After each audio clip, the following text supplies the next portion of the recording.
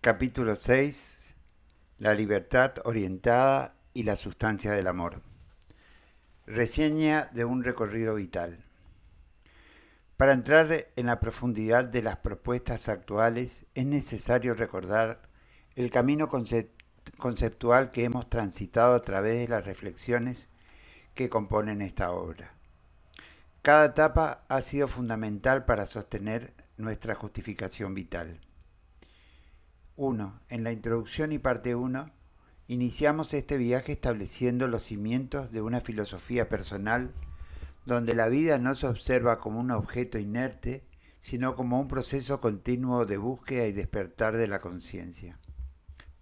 La parte 2. La formación del ser. Analizamos cómo nuestra identidad se va forjando en el intercambio con el entorno, buscando un equilibrio entre nuestra esencia interior y las demandas del mundo exterior. En la parte 3, el hombre y la tecnología, exploramos la crisis de la modernidad, diagnosticando cómo la era digital ha fracturado el vínculo humano, creando una conectividad constante que, paradójicamente, profundiza el aislamiento del individuo. Parte 4. El narcisismo como un desvalor ético. Redefinimos este concepto para rescatar la necesidad de un amor propio sano y consciente que sea la base necesaria para poder reconocer y valorar la existencia del prójimo. La parte 5. La alteridad y la solidaridad. Profundizamos en la importancia del otro y cómo el reconocimiento de la diversidad humana es el único camino para superar la soledad poblada de espejos en las que nos sumerge la sociedad actual. Con este recorrido nos permite ahora abordar con absoluta claridad el siguiente estadio de nuestro pensamiento. Comencemos. 1. El fin de las identidades de campana. Está referido a las campanas de Gauss explicadas en los capítulos anteriores. Históricamente el ser humano ha buscado refugio en agrupaciones cerradas, naciones, religiones, ideologías o culturas que funcionaban como campanas de pertenencia. Sin embargo, en la era de la ubicuidad tecnológica, estas estructuras han colapsado como protectores éticos. El hombre de hoy está en todas partes, pero su libertad se encuentra desorientada. Al romperse el tejido de la comunidad real, el sujeto ha caído en un aislamiento profundo que lo deja a merced de sus instintos más básicos. 2. El aislamiento como manifestación de la maldad. Debemos ser categóricos. El narcisismo que asola nuestro tiempo no debe ser leído como una patología clínica, sino como un aislamiento voluntario, funcional y consciente. Es una manifestación de la maldad que sostiene y justifica por qué, en la lógica del poder y el consumo, resulta exitosa. Repito esta parte. Es una manifestación de la maldad que se sostiene y se justifica porque, en la lógica del poder y el consumo, resulta exitosa. El narcisista no busca cura porque no padece una enfermedad. Habita un estado que le permite operar sin el estorbo de la empatía.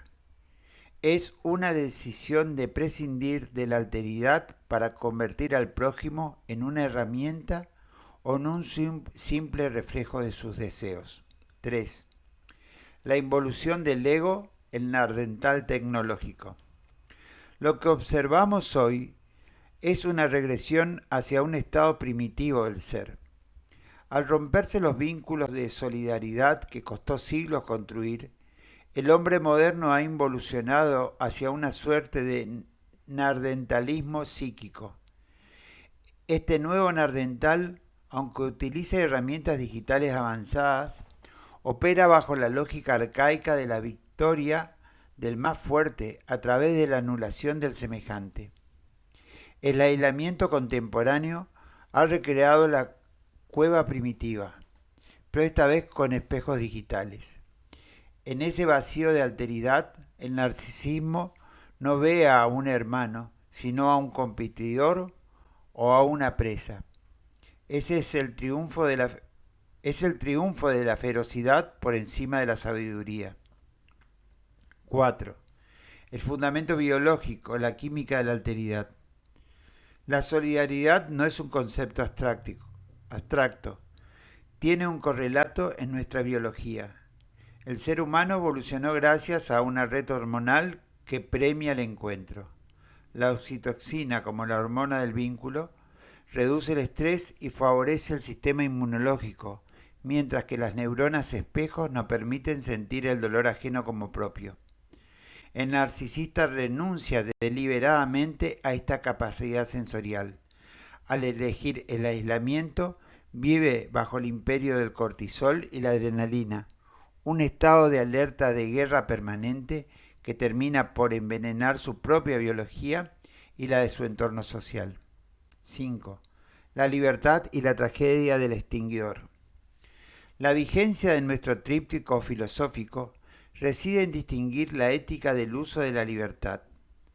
No tiene el mismo valor la libertad utilizada para crear herramientas que mejoren la vida y el tiempo de la mayoría que aquella libertad secuestrada para aumentar el poder de individuos o grupos según preferencias mezquinas.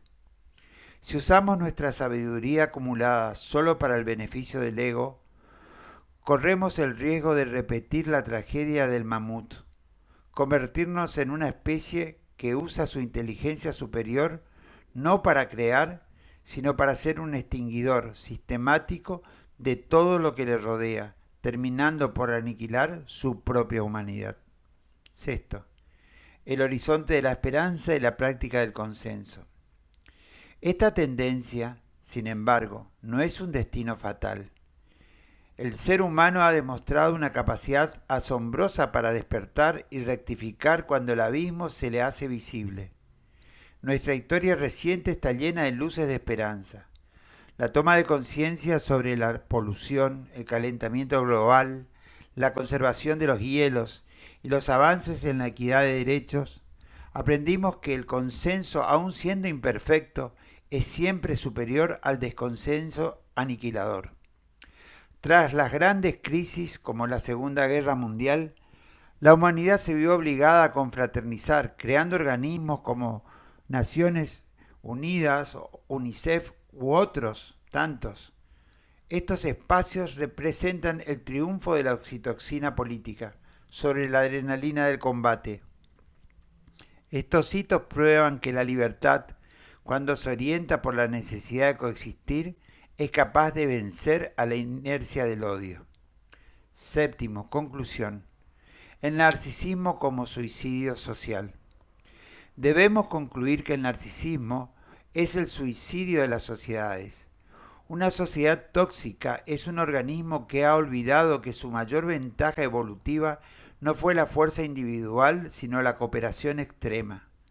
Al renunciar a la solidaridad, la sociedad renuncia a su esencia y firma su propia sentencia de extinción.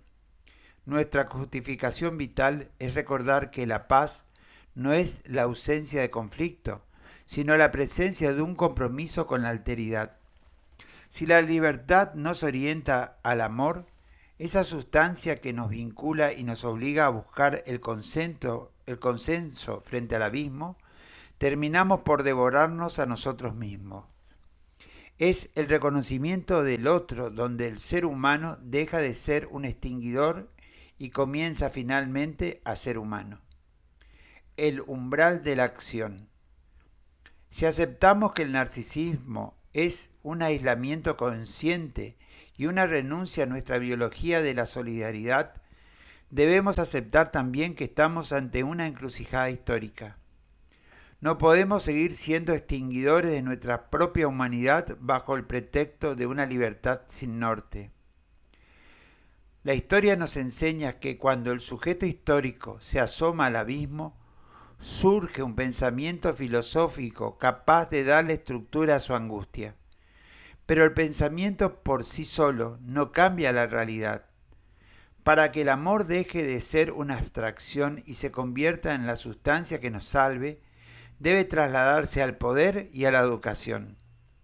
Debemos buscar el equilibrio en esa tensión eterna entre nuestra libertad individual y la solidaridad necesaria, la solidaridad del amor.